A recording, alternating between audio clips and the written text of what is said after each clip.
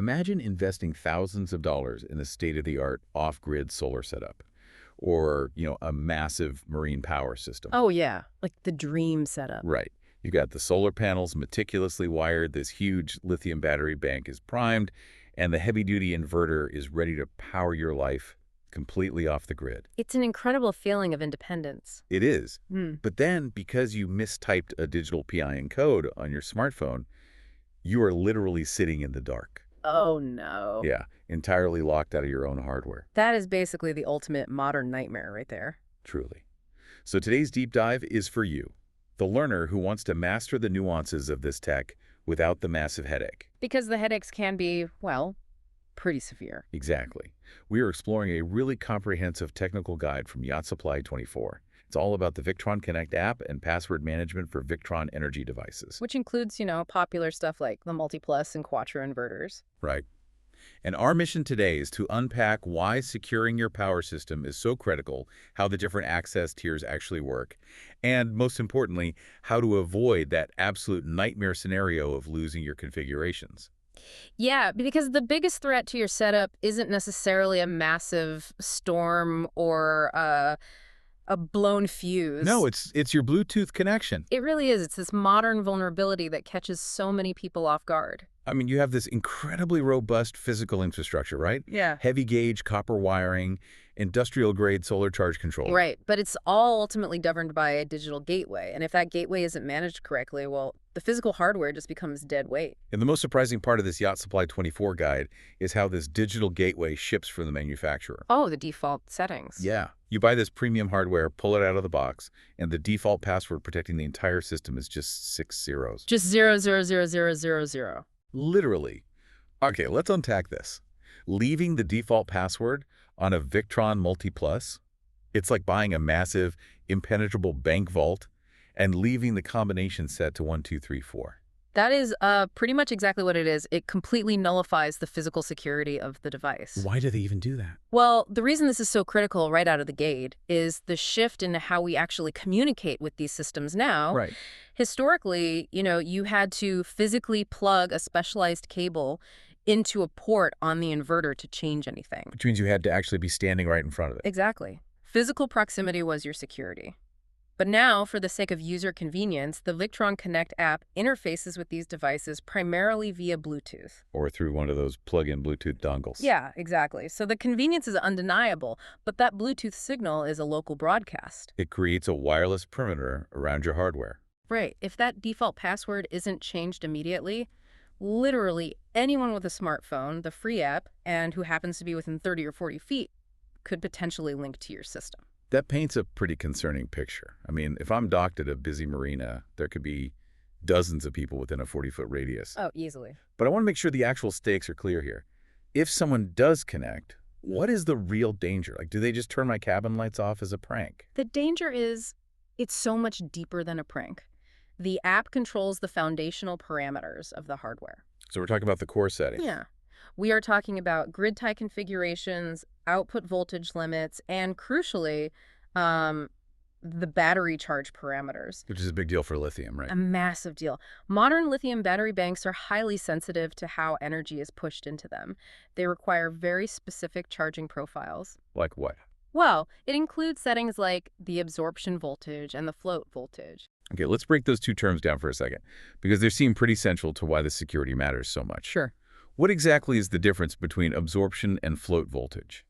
So, think of absorption voltage as the aggressive charging phase. Okay. It's the setting that tells the charger to push a large amount of current into the battery to get it up to about, say, 80 or 90% full. Just really cramming the energy in there. Right. Float voltage, on the other hand, is the trickle phase. It's a much lower, gentle voltage designed purely to keep a full battery topped off without overstressing the internal chemistry. Got it. So if someone like a malicious actor or even just a well-meaning guest messing around on their phone accesses the app and accidentally bumps the float voltage up to the absorption level? Then your charger never stops pushing hard. Oh, wow. Yeah, it continuously forces high current into a battery that is already full. The internal chemicals degrade rapidly, the cells begin to swell, and with lithium, well, that can eventually lead to thermal runaway. Which is the polite engineering term for a catastrophic fire. Correct. The battery starts generating its own heat faster than it can dissipate it. That is terrifying. It really is. So changing those 6 zeros isn't just, a best practice for digital privacy. It is a fundamental physical safety requirement. You literally have to lock it to prevent a fire. Exactly. Well, that makes the necessity of a lock completely obvious. But I feel like it also introduces a massive tension. How so? You lock the system down to protect it, right? Yeah. But you still have to live with it. You need to monitor it. And occasionally, you might have a guest or a technician who needs to interact with it. Oh, right. So how do you share the system without handing over the ability to accidentally initiate a battery fire? Well, Victron addresses this tension by building a 2-tier access architecture directly into the app. Okay, so like a VIP section and a general admission section. Basically, yeah. They divide interaction into user access and installer access. So what does user access actually give you? I mean, giving everyone installer access is like letting your passengers not only choose the radio station, but also handing them a second steering wheel in the back seat. That is a very accurate way to visualize it. Under user access, you do not need a password at all. Wait, really? No password? Not password, but it operates purely as a read-only dashboard. Anyone connected can view the real-time data, like the current battery percentage or the solar input. So they can see what's happening, but they can't change it. Exactly. They can pull up a 30-day history of the system's performance, see any active hardware warnings, and check the firmware version. That seems pretty safe. Yeah, and they can even select certain operational presets from a pre-approved safe list, but they cannot fundamentally alter how the hardware processes electricity. They can't touch those sensitive absorption or float voltages. Exactly. Installer access, however, requires the password. And this is the level that allows you to rewrite those dangerous charging profiles. The steering wheel. The steering wheel. You can configure alarm thresholds, export full diagnostic logs for troubleshooting, and perform core firmware updates. Which brings up a really interesting dynamic regarding system ownership. Yeah. So what does this all mean for you if you've hired a professional installer? Let's say I hire a professional marine electrician to come out and perfectly dial in the settings on my Quattro inverter. Okay. Once they are done, should I demand the installer password so I own my system completely? Or is it better to stay safely behind the velvet rope of user access so I don't accidentally fry my batteries? It's a genuine dilemma, honestly. Ownership versus system integrity. Right, because it's my boat. Exactly. Legally and practically, it is your hardware. So you absolutely have the right to hold the installer password. However, shared access requires very clear boundaries. What kind of boundaries? Well, think about it. If that electrician sets up a complex, perfectly balanced microgrid, and then the owner logs in later and tweaks the grid tie configuration because, they watched a tutorial online. Oh, I've seen that happen. Yeah, right. The system could fail. And if it does, diagnosing who caused the failure becomes incredibly messy. So how does the Yacht Supply 24 guide recommend navigating that? The recommended best practice is utilizing separate installer accounts or temporary passwords. Oh, temporary passwords. That makes sense. Yeah. When the professional needs to work on the system, you grant them access or they set a password. But the moment their work is finalized, tested, and verified, that password is changed immediately. So you lock them back out once the job is done. Right. This ensures that only one person or entity is ultimately responsible for the overarching configuration at any given time. It maintains the system's integrity. That requires a lot of deliberate management. It does. But even the most deliberate owners are still human, right?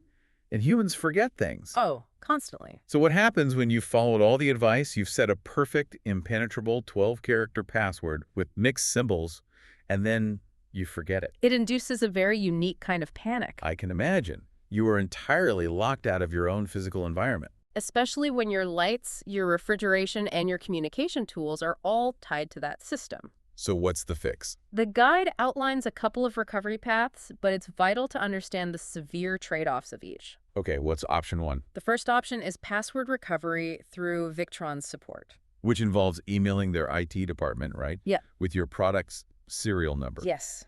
And the massive benefit here is that if they help you recover or reset the password on the back end, all of your existing, painstakingly curated configurations stay completely intact. Preserving those settings is huge. It is. But the guide notes a major caveat, which is the timeline. This process takes 1 to 3 business days. Yeah, they aren't instant. Furthermore, it inherently requires an active internet connection to send that email and receive the recovery instructions. Which is a luxury you might not have if your primary power system is down. Exactly. Yeah. Wait, if I'm out on a boat and the power goes out, I can't just wait 1 to 3 business days for an email from support. Yeah. Doesn't that make the 10-second factory reset the only realistic option in an emergency? Well, if we connect this to the bigger picture, it seems like the obvious emergency ripcord. But we have to look closely at the mechanism of a factory reset to understand why the guide treats it as an absolute last resort. Okay, so how does the reset actually work? It is fast. You hold a specific button on the hardware for 10 seconds or use a physical factory reset jumper, and within a 2-minute reboot, you bypass the password and regain access. And it works completely offline. Yes, completely offline. But the massive downside, the cost, is total amnesia for the hardware. Total amnesia. Total. It completely erases the translation layer between your batteries, your solar panels, and your inverter. Every single custom setting is permanently wiped. Oh no. So your specific lithium voltage limits, Yeah. the inverter shutoff thresholds, all those carefully tuned charge profiles. Oh. So if you do an emergency reset in the middle of the ocean, you don't magically get your working power grid back. No, you get a blank slate. You now have to reprogram the entire system from scratch, potentially without an internet connection, to look up what those highly specific battery voltages are supposed to be. Which is incredibly dangerous. If you guess the settings incorrectly, it leads right back to those thermal runaway risks we discussed earlier. A battery fire risk. Exactly. This is why the guide emphasizes a few intermediate lifelines before you pull that reset cord. Lifelines like what? For instance, if you haven't forgotten the password entirely, but you've just, mistyped the PIN code too many times and triggered a lockout, there is often a PUK code. A PUK code, Yeah. like on old cell phones. Yeah, exactly. A personal unblocking key. It's usually printed on a physical sticker on the device itself. You can use that to unblock the app without wiping the memory. Okay, that is a crucial distinction. A PUK code unblocks the digital door without burning the house down inside. Precisely. It resets the PIN, but keeps the configurations. Additionally, the guide brings up the Victron VRM portal. VRM. What does that stand for? It stands for Victron Remote Management.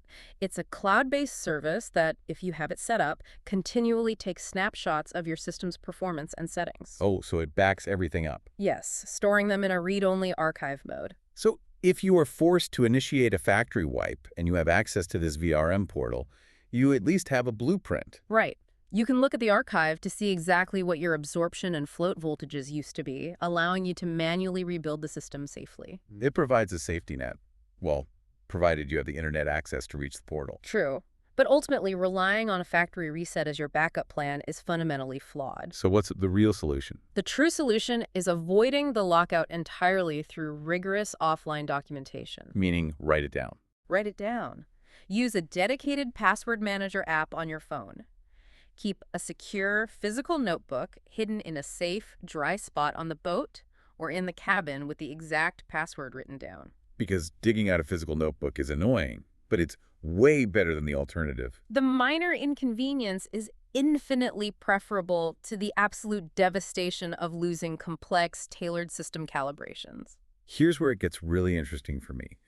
Looking at this whole picture, you essentially have to stop treating your power setup like a simple battery box and start treating it like a corporate IT network. Yes, that is the necessary evolution for anyone managing modern off-grid tech. You have to make that mental shift. Because they're not just isolated devices anymore. Not at all. They are interconnected network ecosystems. I mean, you rarely just install a multiplus inverter by itself these days. Right, it's usually wired alongside smart solar charge controllers, battery monitors, and a GX monitoring device. Exactly. Actually, let's clarify what that GX device does in this ecosystem, because it seems to be the linchpin for this whole network approach. Okay, so if the inverter is the muscle pushing the electricity and the batteries are the fuel tank, the GX device is the central nervous system. The brain. Right. It is the communication hub that talks to every single component, gathers all their data, and connects the entire microgrid to the internet, or to the VRM portal we just mentioned. And because these devices all talk to each other, the guide specifically advises against treating them as separate digital entities, right? Right. It recommends syncing your credentials centrally. So instead of having 5 different passwords for 5 different pieces of hardware, which practically guarantees you will forget one and lock yourself out, Yeah, You manage it all in one place. exactly. When you update the password on the main inverter, it automatically syncs across the GX device and the peripheral monitors. One change updates everywhere. It simplifies the human experience while fortifying the network. It really does. But the Yacht Supply 24 guide goes even further. They push users to adopt advanced IT security measures. Like two-factor authentication. Yes. If your specific hardware and app versions support 2FA, it should be enabled immediately. Which means even if someone guesses your password, or they somehow find that hidden notebook, they still can't access the app without the secondary confirmation code sent to your specific mobile device. Exactly. It's a huge layer of protection. And for that GX device acting as the nervous system, the guide recommends securing its Wi-Fi connection using WPA3 encryption. Let's explain WPA3 simply for those who maybe aren't network engineers. Sure. WPA3 is currently the most robust standard of Wi-Fi security. It essentially scrambles the data packets traveling through the air between your router and your devices. Okay. So even if someone nearby manages to intercept the physical Wi-Fi signal, the WPA3 encryption ensures the data just looks like mathematical gibberish to them. The guide also mentions enabling built-in firewalls and isolating these energy devices on a completely separate network. Yes, network segregation. So you are literally putting your power grid on its own digital island, totally walled off from the guest Wi-Fi network where your friends or kids might be scrolling social media or downloading apps. Segregation is a core tenet of IT security. You should also disable any remote administration features if you aren't actively using them. Why leave a digital door unlocked and unmonitored if you only ever walk through it once a year for maintenance, right? Exactly. It's all about minimizing the attack surface. That makes a lot of sense. Yeah. But part of having an IT mindset isn't just about building walls. It's about knowing how to troubleshoot the system without panicking when something goes wrong. Oh, absolutely. And the guide highlights a really fascinating quirk about how these Bluetooth systems fail.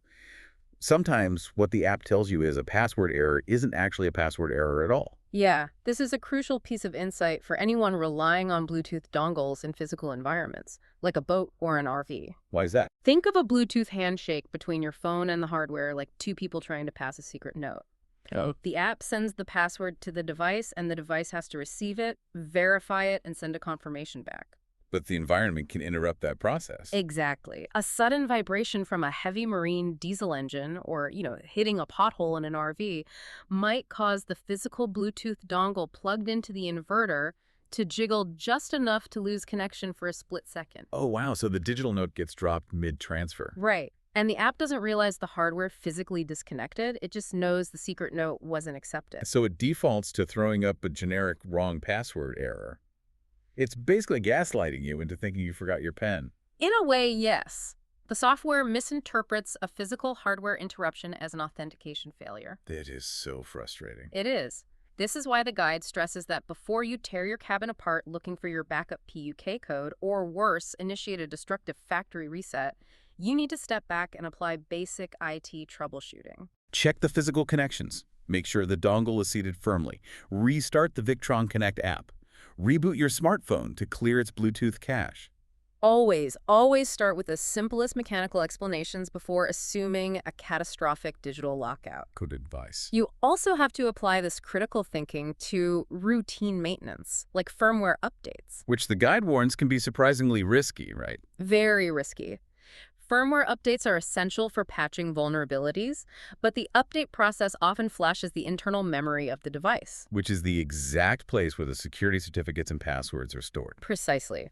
A routine update can inadvertently reset your custom password right back to those default 6 zeros, or alter how the system authenticates the app. So you really do treat it like a corporate server update. You back up your configurations and verify your passwords before you click update. Yes. And then you immediately log back in afterward to ensure your access wasn't wiped out. You don't wait until the power cuts out 3 weeks later to realize your app isn't syncing anymore. It all comes back to a deep respect for the technology. You aren't just camping. You are managing a complex, localized microgrid. A microgrid that dictates whether your food stays cold, your navigation instruments stay powered, and your living space stays warm. Exactly. When we pull all of these threads together, the actionable path forward becomes very clear. You have to ditch that 00000000 default password the moment you unbox the hardware. Immediately. You use the user access mode, like a protective velvet rope, to keep daily monitoring safe while fiercely guarding the installer access that controls the dangerous battery chemistry. Use a password manager to avoid the factory reset nightmare. Yes, and above all, you stop relying on emergency factory resets and start treating this infrastructure with the same rigorous, documented security as a corporate IT network. Because whether you are navigating a sailboat through a storm or managing an off-grid cabin miles from the nearest paved road, your physical comfort and your baseline survival are inextricably linked to your ability to digitally manage these systems. It is a profound shift in how we interact with our physical environment. You can invest in the thickest steel hull or install the strongest deadbolts on your cabin door. But if you lose control of the digital heartbeat of that space, you are entirely vulnerable. You really are. Which leaves us with a fascinating new reality to ponder. With marine and off-grid power systems becoming so advanced and interconnected via Bluetooth and Wi-Fi, are the heavy physical locks on our boats and homes actually becoming less important than the digital firewalls and PIN codes protecting our power supply?